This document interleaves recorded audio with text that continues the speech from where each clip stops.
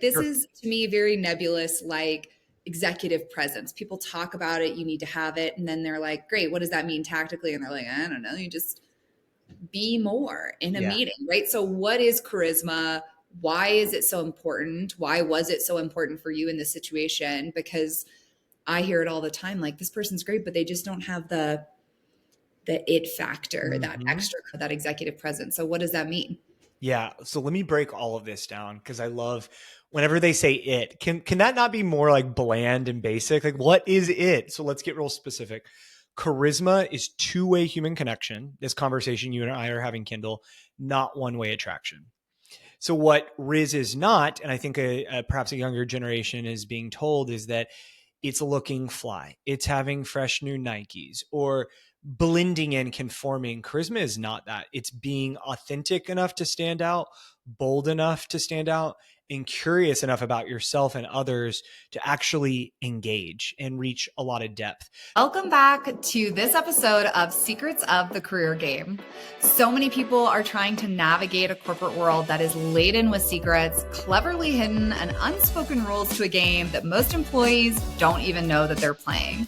On this podcast, we try to give you a peek behind the curtains and some tips and tricks to ultimately make you successful in your career and help you progress a little bit faster. Welcome back, lovelies, for another fabulous episode. Today, we have a wonderful guest, Milam, joining us. He is a former senior leader in the sports space. Joke the real life Ted Lasso on our show because he did move across the pond and coach European football, or soccer, as our stateside listeners would say, and really had to focus on developing the ability to inspire and influence across commercial sales teams to reach their fullest potential while in a different country, learning new things. So exciting. So, Milam, we're so jazzed to have you on the show today.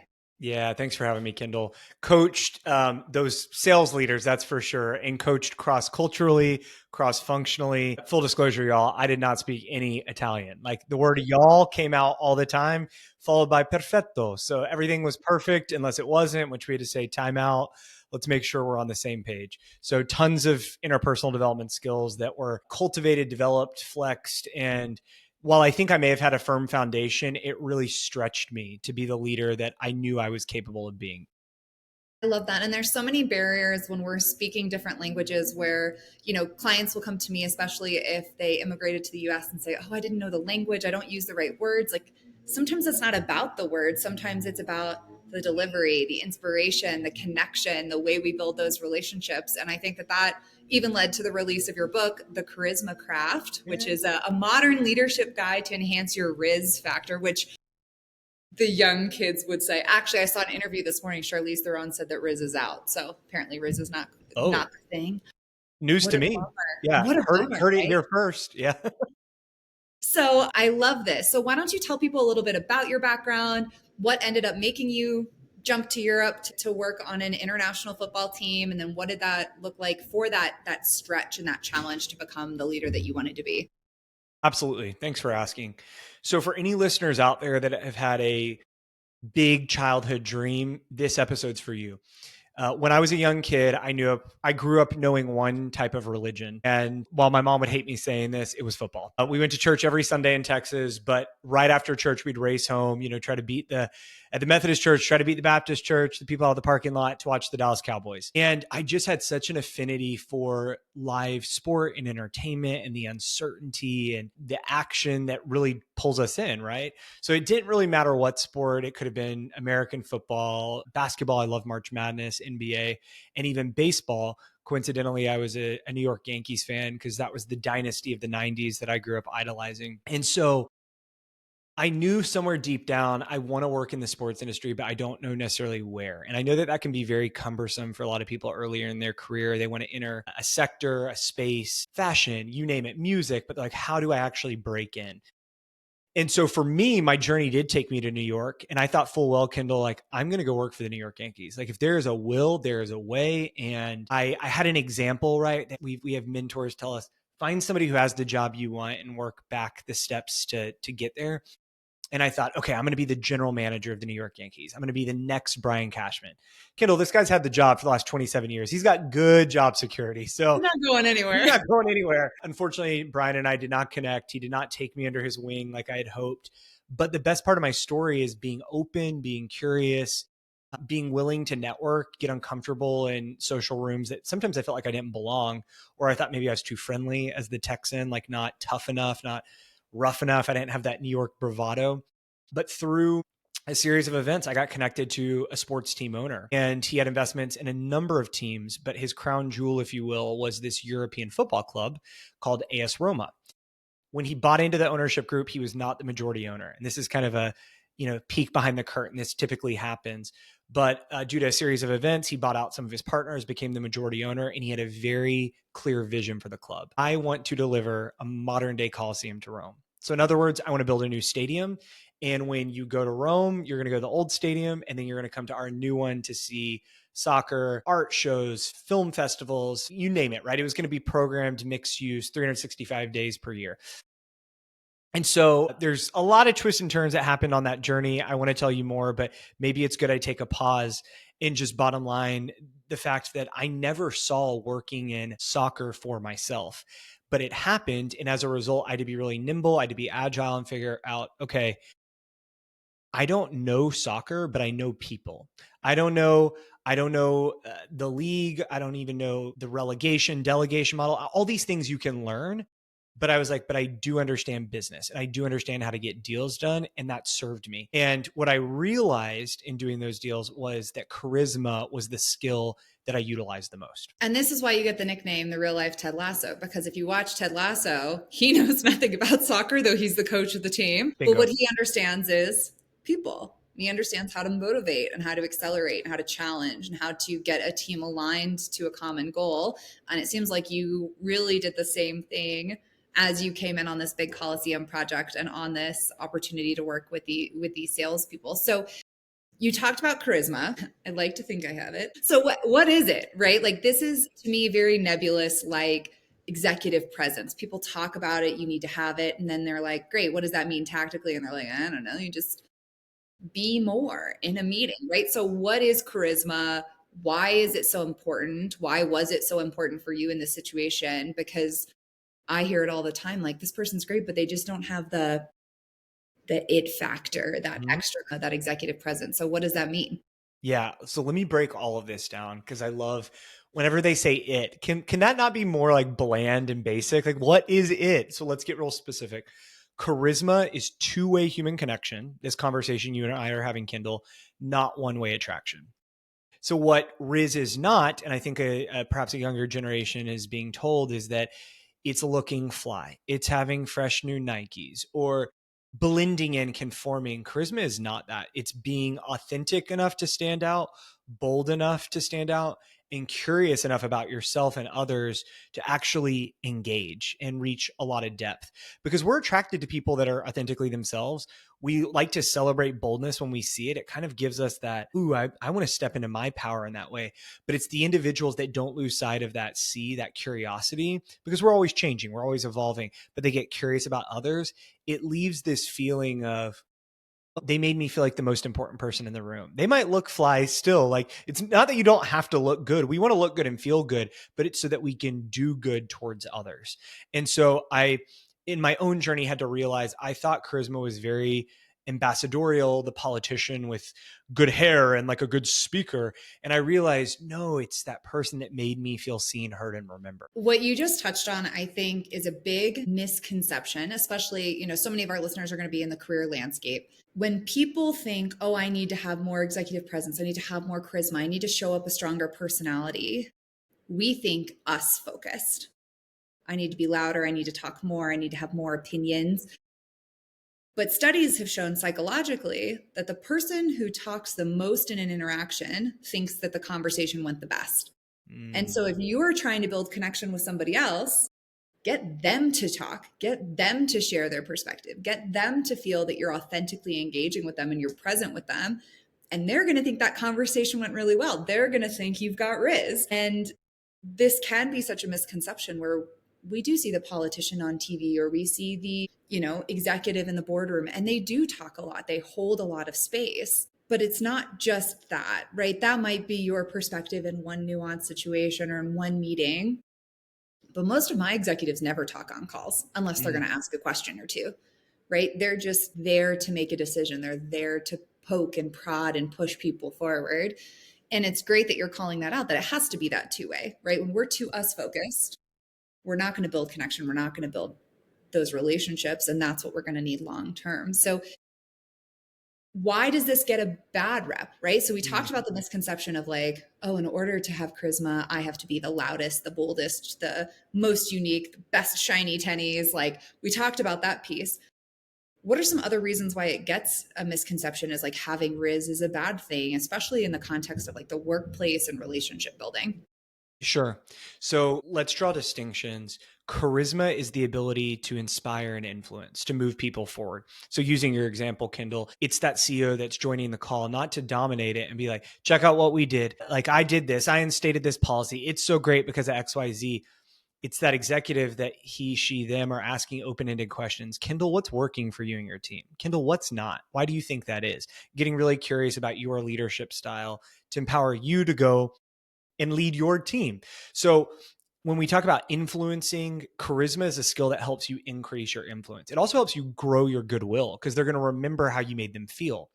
Charisma is not manipulating. Manipulation is saying one thing to get you to like think or believe another, or it's coercing you. If you don't do this by then, you're not getting the promotion. Or I will remember if you didn't do it my way because we had this discussion and I'm date stamping. We're building a case. That's not charisma, right? That's a very authoritarian model. So I think what happens is when we think of charisma, we think it's a pinnacle we reach. Like once I have the corner office and I've become CEO, then I'm charismatic. What I'm trying to argue is that the craft is actually something that you need to develop early in your career to enhance your Rizz factor, not it. What is it? It's your two-way human connection. That's really what it is. Because in doing so, you're going to get noticed. You're going to have people who want to champion you and sponsor you and pull you up. And your job isn't to carbon copy what they do, not to emulate them. It's to pull best practice, but make it your own. And that is how you develop your craft. It's so true. And it's funny when I think back on my own career, I've shared on this podcast before, the reason I became a career coach is because I sucked at exactly what you're describing, right? I was terrible at Love the authenticity. Yeah. right? I was terrible at the human connection. I was terrible at being curious about other people because I was too focused on me, my priorities, what I had to do, getting my work done, clearing off my plate so that I could log off and go home. And that caused a lot of tension early on in my career where people, even executives, would tell me, hey, I love having you on my team. You produce way more than most of my team members. Nobody likes working with you. And you need to figure out that piece. And I've talked about this before. I've done other episodes on it. But what I forced into being that you're describing so eloquently is I had to learn to care about other people and what was important to them and what made them tick and why were they doing the things they were doing and build that two-way understanding, or I would have gotten stuck. And then what's funny is as my career progressed, I got the title as the translator. Like, oh, she can talk to anybody and get what they're saying and give them the message and make sure that everybody hears the same thing. And the great irony is that's because it's what I was worst at. And that's what I didn't do well. And that's what I wasn't capable at. So I believe Rizz can be taught. I believe Rizz can be learned. So how does somebody do that? They're listening to this and they're like, okay, so I need to work on my Rizz. I need to work on my craft. How do they start to build this skill? Because I 1000% agree with you. You're going to get stuck at some point if you don't learn how. Sure. Before I answer that, I feel like I'd be remiss not to highlight you are a case study, Kendall, to all of your listeners that it is possible, right? And to embody this archetype of the translator, I really want to like hone in on that is so brilliant because maybe early on you weren't, but you developed the skill to then translate what was being said and received neurolinguistic programming differently from from sender and receiver, but also what's not being said, what's being left unsaid. And so much in the workplace now, especially in digital environments, the colleague who's sitting there quietly and they're actually like burning inside, like they're enraged and they want to say something, but they're not. And it's the leader that's caring and compassionate and either says in the moment, hey, if you feel safe to share, I'd love to hear what you're thinking. Or they pull them aside afterwards and said, what was going on? I noticed something. I sensed something. How can I best support you? The power of healthy charisma. That's what we need in the workplace, because then we feel more bonded. We feel more psychologically safe. And again, we're going to build more high performing teams that yield better external results. So much of my lens is thinking about the end user, in other words, the client, the customer. So I will answer your question. How do we develop this? I think we need to take that customer centric approach. Every day when I show up to work, what am I doing to advance the business, the company, and how can I show up as the best version of myself to do it? So the first step is mindset. You've got to believe that it is possible to develop this skill and not have any sort of limiting belief or construct on you that you just don't have it. So I say, number one, it's not an inborn personality trait. It's a skill you can develop. Let's shift your mindset. Number two, you have to decide what you're embodying. And in your case, Kendall, you said the translator. In my book, I have 6 different types of leadership archetypes, 6 different types of archetypes. There you go. A lot of types. And I'll give you just some examples. We have the Maverick, and I use sports examples. So in my case, it's Megan Rapinoe, because she was a Maverick in women's soccer. She tore both of her ACLs. Early on in her career, she was an advocate for championing equal playing conditions, not just equal pay. We'll get there, but women were playing on turf fields, men were playing on grass, and there was a disproportionate number of ACL tears for the women playing on turf than men playing on grass. And these studies, she was like, yo, the math ain't mathin'. Like, why aren't we playing on real grass?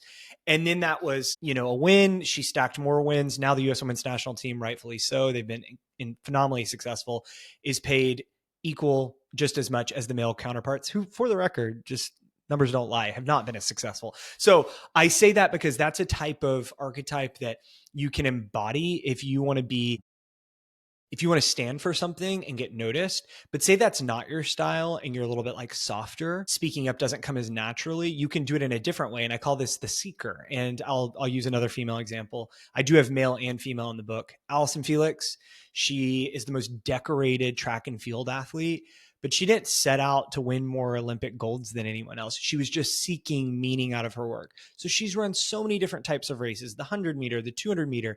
And she realized along the way, the shoes I'm wearing were built off a male's prototype. And why are women running in foot molds that weren't made from a woman's foot? So she's always seeking a better way. And if you're more soft-spoken, but you see solutions, you identify ways to better connect with the customer or ways to serve them, when you speak up, you carry more weight, you carry more gravitas. So it's really embodying these skills that you have to figure out what works for you and your personality type. That's the second thing. And then finally, third, it's deploying tools for connection. I have so many in the book. I wish I could go into them, but I'll leave one for listeners. Say you're early on in your career and we're silly. We like to yap, like we were saying, let's chit chat. But I always say, don't spill the tea. In other words, if you really want to ascend as a leader and somebody that's a magnetic leader and people are attracted to and want to follow, then don't talk about other people, because then when you talk about them, they're going to say, if you talk about other people with them, they're going to wonder, are you talking about me when I'm not in the room? So I use that acronym T, break it down very simply. If somebody comes to you, a direct report, and they want to gossip about someone, you can subtly just change the narrative. You can say, T, tell me about your tasks you're working on, or how did this interpersonal conflict come up? And then kind of delve into, well, what were the expectations that you had, the other person, because you might be talking a little bit of trash on them. And then finally say, well, let's figure out an action plan together. Tell me about the tasks. Let's explain the expectations on both parts. And then let's advance an action plan together. And that is a way to show up as the leader you want to be, a leader with healthy charisma. I've done a whole episode on why not to gossip. So I love that you're bringing this up. In fact, when I had Farah Shargi on my podcast, we joked about starting an entire podcast called Girl Shut Your Mouth, like stuff people say at work that you just should not say at work, because I do think that undermines your credibility faster than anything else. If you're sitting there talking badly about somebody, especially in your team, I hear this all the time. Clients will come to me and say, oh, well, my boss was complaining about this other girl in my organization and asked me to help. I'm like, oh no, that should never happen, right? That's not the way to handle those situations. And so it's important to me that that's part of your message, because I think charisma is just as easily lost if you're too focused on interpersonal conflict in a negative way, as opposed to your point, expectations and actions to overcome it. That is actually going to be better for you long term, whether you're listening to this and you're in a leadership position, or you want to be, or you just want to be more successful at work. Like, shut that down. That's not good. No point am I going to my boss saying, Milam made weird eye contact with me yesterday and now I hate him. Like, don't, that's not important. And I'll caveat this quickly for listeners, because I talk about this on other episodes. It is important to CYA, cover your assets. Okay. Yes, it is important to cover your assets when you're working with someone who you feel may take negative action towards you. You want your boss to have a heads up before that happens, right? You don't want the first time they hear about an issue to be from somebody else. But the way you do that is by taking personal accountability. Hey, I'm working with this individual. It seems like maybe our expectations weren't fully communicated. There was an issue where I missed the mark on this, and in return, this person did this. I think I have it handled. I spent some one-on-one time with them. I've resolved it, but want you to be aware. That is very different than Milam made weird eye contact with me after a meeting, and now I think he hates me, so I hate him on principle, right? We need to take some accountability in our sense of self. And again, this ties back to where you started the episode of, it's that two-way connection. If I'm having friction with somebody at work, it's not just them. I want it to be. That'd make my life way easier to be like, that person sucks and I'm perfect, right? But that's not the reality, right? I saw a meme this weekend and it was somebody driving, and it was like, if you're driving faster than me in the fast lane, you're driving too fast. And if you're driving slower than me in the fast lane, you're driving too slow. And I, as always, am perfect. And that's how we feel about work, is we're like, if you are copping attitude with me at work, you're the problem. If I'm copping attitude with you at work, I'm perfect and you did something to deserve it. And like, that's not really the way the two-way interaction works. So I love all of the things you're saying. These are so many good nuggets for people who are listening to take away. So I have to ask the question that's coming up on every episode right now. AI, the boogeyman. Yeah. Becoming more and more present in the workplace. I'm seeing more and more positives and negatives as a result. How is leadership going to be affected by AI? How is this charisma going to be devalued or more valued? Like, what are some of the impacts of this advancing technology on some of these skills that we're talking about? Totally. Great question. And I do want to come back to the T tactic, because I love how you played that back to me. That was so brilliant, right? Maybe we'll put a pin on that. We'll put it in the parking lot. But for AI specifically, Kendall, I would love for listeners to challenge me or challenge us. I think AI can tell you how to become more charismatic in a traditional sense, but what it can't do is implement it for you. It can't trial and error it for you, test it out. I always say that enhancing your Rizz factor, like you said, whether you're an established leader, maybe struggling to connect with a multi-generational workforce, or you desire to become a leader, there's so much experimentation involved. We are all uniquely one of one. Kendall Berg is not the same as Milam Miller. We might have similarities. Of course, we have differences, but every single person you work with is distinctly and uniquely different. So these feedback loops of communication, and again, what's said and left unsaid, it's important that we're working to grow that goodwill. And the individuals who learn how to deploy charisma, those are the ones that, yeah, they might get the script from AI, but they're the ones who are actually building the skill. So I talk to all my AI friends, my Chat GBT, my Claude, and they'll tell me different things. But at the end of the day, I think with charisma is a very powerful skill. And with that power comes great responsibility. So it's on me to use it with great care and great intention. So I've got to practice it. I've got to refine it. And I've got to really be able to look at myself in the mirror and be like, was that in the spirit of connection, not in the spirit of, like we talked about, coercion or manipulation? The whole time I'm thinking in my head, tone. Because Milam, what you're saying is AI can tell you what to say. It can't tell you how to say it. Right. It can't tell you how to connect. It can't tell you how to build those relationships. And I've talked about this with my team. I think Rizz, for lack of a better term, is going to be more important in the full AI deployment age than it was before, because that's our main differentiating factor. As AI takes over more technical skills, more writing skills, more thought skills, the big differentiator in performance is going to be, how did you deliver it? Right? And I've had clients come to me and say, Kendall, this is what I said verbatim in a meeting. And I'm like, that sounds great. How'd you say it? Like, well, what do you mean? And I was like, I want you to say it to me exactly how you said it in the meeting. And they'll deadpan recite it. And I'm like, yeah, no. So that reeks of inauthenticity, over preparedness. You don't actually care about the outcome. You're not seeking approval from the other person. It feels manipulative. Like, that's not what we're trying to achieve. What we're trying to do is build that authenticity into what you're communicating. So I 1000% agree with you. And even when we go back to you talking about being in Italy and, not necessarily speaking Italian and your y'all comes out, it's tone.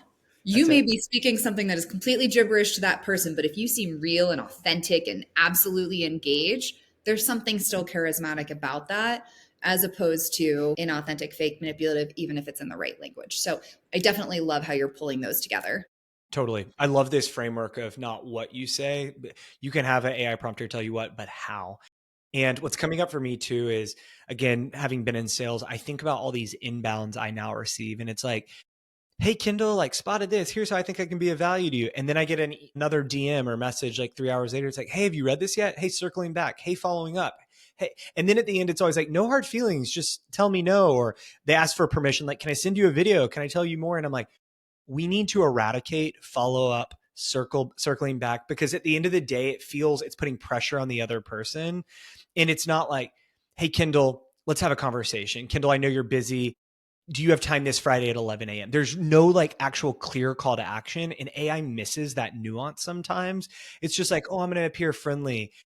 Friendliness or affability doesn't automatically mean you're charismatic. We might have been taught that, but it truly does go so much deeper. So whenever we talk about this construct that can feel ineffable or mystical and like some sort of superpower, that's why you have to try it on and make the craft your own. It's how you say it. And the only way we're going to learn how to get better or how to talk to that individual is through that feedback loop and that honest, open communication.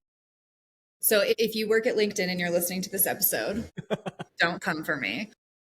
But if I get one more AI written message in my LinkedIn inbox talking about how they can maximize the SEO on my YouTube, I'm going to lose my mind. Okay. Because you're right. There's no authentic connection there. Right. And this is somewhere where I think, speaking to the coaches population here, coaches go really awry. We're sending these super dry, super AI generated, like, hey, I saw you liked my post. Would you be interested in career coaching? Like, it's gross. And I feel that authenticity attracts people so much more. And I was actually having a conversation with a coach yesterday who was asking about my business model, who you actually introduced me to. And I shared with her, I was like, I don't do any outreach.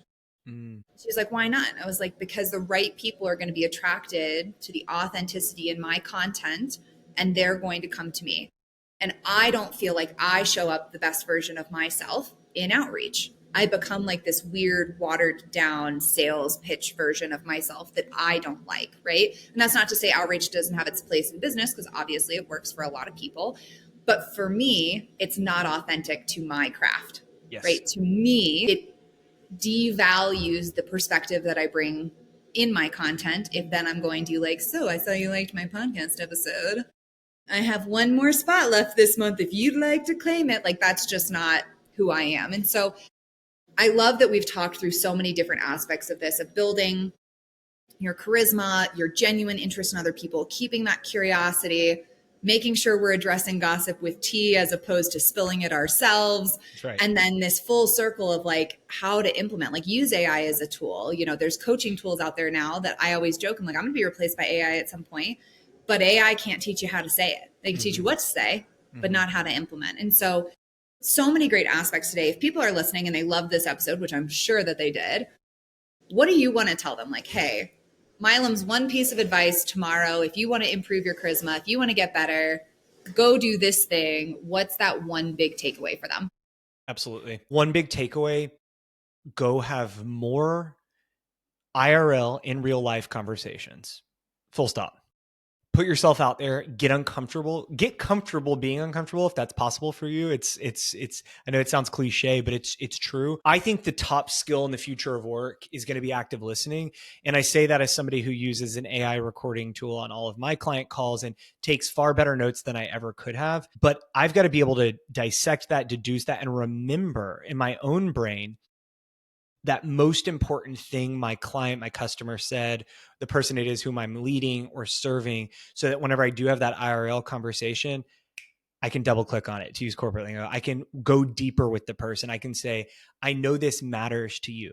So I don't think we should discredit active listening as a skill. It's going to make you more charismatic, but also conversations and even casual conversations. We've poo-pooed on small talk for so long, but there actually is mounting research that says even just talking to our barista. I was talking to the guy at the car wash the other day, right? And had the most connected human conversation with him that could have been transactional. Like, you're here for a car wash, like, meh. But that is what makes us feel more human and more alive. And so don't discredit casual conversations, because that's going to help you develop or enhance your Rizz factor. It's practice, and we need reps in life. So go out there and have more IRL conversations. Such a good takeaway. And quick anecdote on that topic. I had a client, this is probably 3 years ago, came in for a potential sales call, was interested in working on coaching, was making a pivot in their career. I think we did 1 session or 2 sessions. Back in the day, you used to be able to book a la carte with me. So we did, I think, 1 or 2 sessions, chatted about some things. So fast forward 3 years, I go in for a conversation with this company about a brand deal. And I'm like, you look so familiar. And she's like, yeah, we actually talked 3 years ago. And I'm like, you worked at this company and you were looking for this change. Did you actually end up getting your promotion into this role? And she's like, I cannot believe that you remember that. And I was like, but it was the most important thing that she said in a 1-hour call that it stuck in my brain, because you are paying attention. You are trying to build authentic connection. And so absolutely true. There's a million ways where this can come to manifest and how things can work out long-term. You know, they say it's a small world with, 7 degrees of separation, and it really is. So fabulous takeaway, Milam. If you guys are listening to this episode and you loved it as much as I did, go ahead, leave us 5 stars. If you have any questions for Milam or myself, leave them below. Otherwise, we will have to have you back on. This was amazing. But if people want to find out more about you, want to get your book, where do they go? Absolutely. You can find out more about me and my practice, Be Confident and Kind, on the World Wide Web. We are beconfidentandkind.com. And my book is available now on Amazon, The Charisma Craft. I'm so excited to get this body of work in the world. And I know that your career tips, all 36 of them, Kendall, there's a lot of synergy with what I have in here. That's awesome. Well, thanks so much, Milam, for coming on the episode. We will put all those links in the show notes if you guys want to check them out. Otherwise, we'll have to have you back. But thanks for taking the time today. Thanks so much for having me.